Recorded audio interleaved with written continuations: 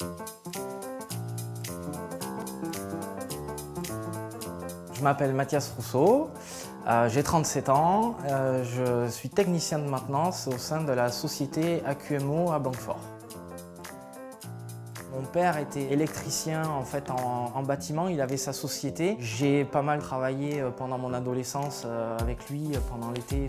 C'est mon père qui m'a donné ce goût et cette envie de travailler dans la technique. J'ai fait un bac génie électrotechnique et ensuite j'ai fait un BTS maintenance industrielle en alternance. Donc j'ai réalisé mon alternance avec un centre de formation des apprentis de l'industrie qui est à côté à Bruges, en alternance avec AQMO. Donc je suis sorti de ma promo en 99 et vous voyez, je suis toujours au sein d'AQMO.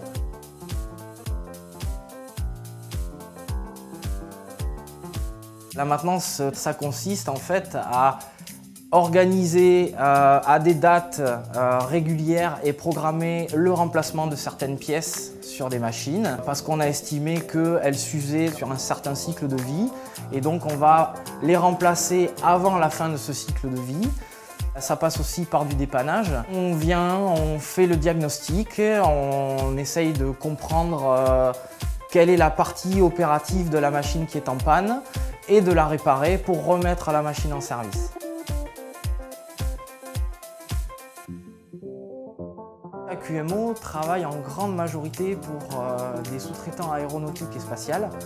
On a aussi la chance de pouvoir rentrer dans des industries agroalimentaires, médicales, pétrochimie, chimie. On a des gens à plein temps sur des sites clients avec des contrats de résultats qu'on a signés avec les clients pour lesquels on s'engage à leur fournir un certain pourcentage de disponibilité machine par les actions qu'on va mener sur leurs équipements.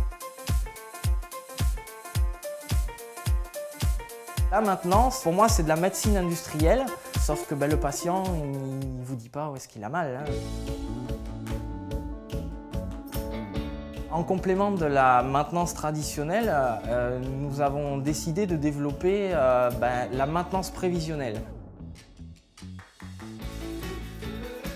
Par le biais de mesures vibratoires, thermiques, des prélèvements d'huile et donc on regarde la qualité d'huile des machines, on va pouvoir anticiper l'usure des éléments et prévoir de manière beaucoup plus précise et certaine le remplacement de ces éléments. C'est un petit peu comme si vous alliez faire une épreuve d'effort, c'est-à-dire qu'on vous met des capteurs partout pendant que vous êtes en train de courir.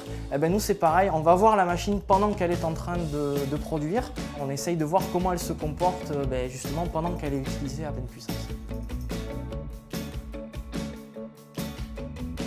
On est en permanence en recherche de gens autonomes, de gens qui ont envie d'apprendre et de gens qui ne vont pas lésiner aussi à s'investir pour apprendre rapidement et être rapidement autonome sur le terrain et à appréhender des nouvelles techniques. Je pense qu'il y a énormément de sociétés qui sont dans le même cas que nous et qui cherchent des gens.